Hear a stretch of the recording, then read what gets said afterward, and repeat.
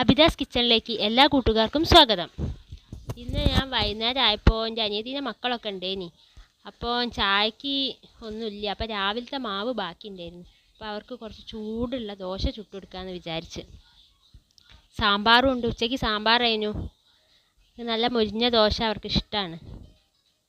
എന്നാൽ അവർക്ക് നമുക്കൊരു ദോശ ഇട്ട് കൊടുക്കാമല്ലോ. അങ്ങനെ ഞാൻ വെളിച്ചെണ്ണേൻ്റെ കുപ്പി തിരഞ്ഞാട്ടോ, കാണുന്നില്ല പെട്ടെന്ന്. ഇതാ ഞാൻ ദോശ നല്ല ചൂട് ആവി പറക്കുന്ന നല്ല ചൂട് ദോശ കേട്ടോ, റെഡി ആയിട്ടുണ്ട്.